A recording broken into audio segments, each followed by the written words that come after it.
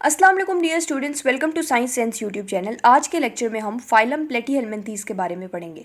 प्लेटीहेल्मिन्थीस यानी कि फ्लैटवर्म्स। सबसे पहले हम इनका जनरल स्ट्रक्चर देख लेते हैं। तो इनका साइज़ जो है वो फ्यू मिलीमीटर से लेके सेवरल मीटर्स तक होता है।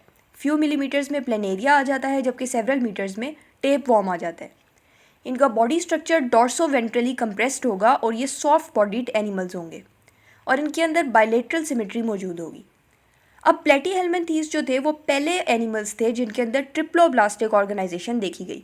इन एनिमल्स से पहले डिप्लोब्लास्टिक ऑर्गेनाइजेशन थी या फिर कोई ऑर्गेनाइजेशन थी ही नहीं, जबकि इनके बाद आने वाले एनिमल्स के अंदर ट्रिप्लोब्लास्टिक ऑर्गेनाइजेशन देखी जाएगी। और उसके अंदर क्या होता है कि एक एनिमल के अंदर 3 बॉडी लेयर्स होती हैं, एक्टोडर्म, एंडोडर्म और मीजोडर्म। उसके बाद इनका लाइफस्टाइल देखा जाए तो ये पैरासाइट की तरह भी रह सकते हैं या फिर ये फ्री लिविंग भी हो सकते हैं। अगर फ्री लिविंग होंगे तो ये फ्रेश वाटर में रहेंगे, जबकि अगर ये पैरासाइट होंगे तो ये अपने होस्ट के अंदर रहेंगे, यानी कि ये एंडो पैरासाइट होंगे। इनके अंदर बॉडी सिस्टम्स में डाइजेस्टिव सिस्टम, एक्सक्रीटरी सिस्टम और नर्वस सिस्टम प्रेजेंट होता है, जबकि रेस्पिरेटरी और सर्कुलेटरी सिस्टम एब्सेंट होता है। डाइजेस्टिव सिस्टम इनका सैक लाइक डाइजेस्टिव सिस्टम होगा और कुछ एनिमल्स ऐसे भी होते हैं जिनके अंदर डाइजेस्टिव सिस्टम सिरे से मौजूद ही नहीं होता।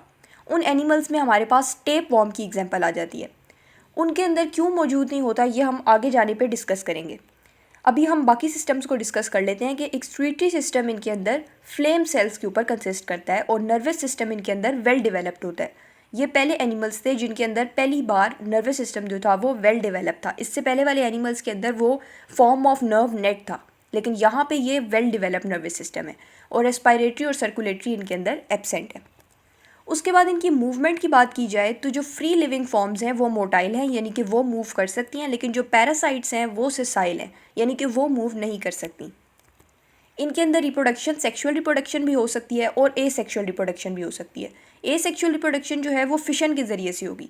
फिशन एक प्रोसेस होता है जिसके ज़रिए से एक एनिमल की बॉडी 2 पार्ट्स में कट हो जाती है। उसके बाद वो जो दोनों पार्ट्स होते हैं वो अपना बाकी का रिमेनिंग पार्ट रीजेनरेट कर लेते हैं, ठीक है।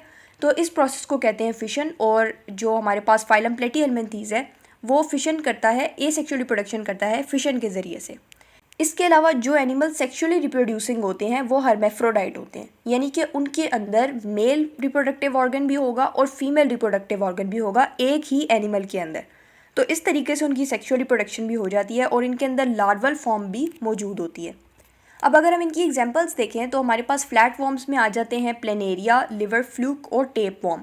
अब हम एक एक करके इनके बारे में डिस्कस करते हैं। सबसे पहले जो प्लेनेरिया है ना, ये फ्री लिविंग है, यानी कि ये पैरासाइट नहीं है। तो हमने फ्री लिविंग के बारे में पढ़ा था कि फ्री लिविंग जो हैं वो मोटाइल होते हैं, वो मूवमेंट कर सकते हैं।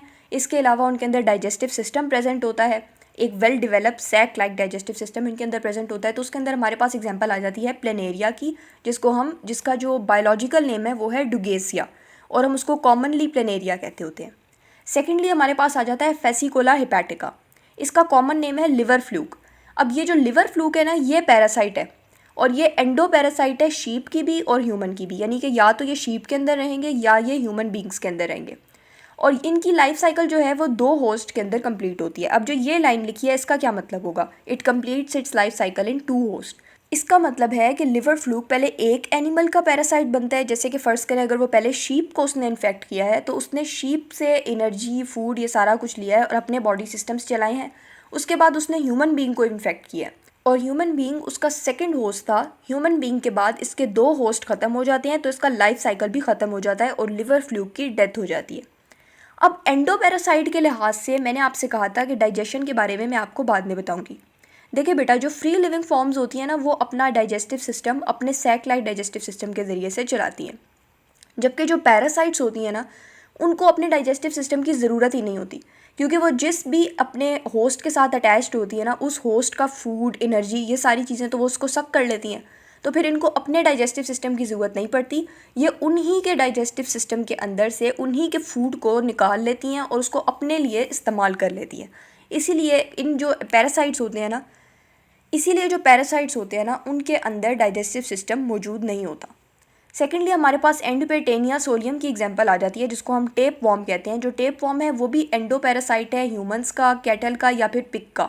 और ये भी अपना लाइफ साइकिल जो है 2 होस्ट के अंदर कंप्लीट करता है, यानी कि ये पहले एक होस्ट को इन्फेक्ट करेगा, फिर दूसरे होस्ट को इन्फेक्ट करेगा और फिर इसका लाइफ साइकिल ख़त्म हो जाएगा। इंटरमीडिएट होस्ट इसका पिग या फिर कैटल होता है। इंटरमीडिएट का मतलब है पहला होस्ट, तो इसका पहला होस्ट जो है वो या तो पिग होगा या कैटल होगा और उसके बाद ये ह्यूमंस को इन्फेक्ट करेगा। और ये कहाँ पे मौजूद होता है, जो स्टमक कैविटी होती है ना उसके अंदर, मतलब कि स्टमक के अंदर मौजूद होता है ये टेपवॉर्म। और टेपवॉर्म का अगर हम स्ट्रक्चर देखें तो वो रिबन लाइक होता है। जैसे आपने रिबन देखा होगा, एक लंबी सी स्ट्रिप होती है पतली सी। आप अगर टेपवॉर्म को इमेजिन करना चाहते हैं ना, तो आप ये समझ लें कि किसी पेपर की आपने पतली पतली सी स्ट्रिप्स काट दी हैं और वो जो एक स्ट्रिप है ना वो एक टेपवॉर्म है, लेकिन इसका बहुत बड़ा साइज़ होता है। और इतना बड़ा साइज़ होता है कि अगर ये अपने ही साइज़ को रिड्यूस ना करता रहे, तोड़ता ना रहे, तो ये हमारे पूरे स्टमक को टेक ओवर कर सकता है। इसकी बॉडी डिवाइडेड होती है सेगमेंट्स के अंदर, जिनको हम प्रोग्लोटेड कहते हैं। ये जो प्रोग्लोटेड होते हैं ये सेपरेट सेपरेट सेगमेंट्स होते हैं और हर सेगमेंट के अंदर सेक्स ऑर्गन्स मौजूद होते हैं।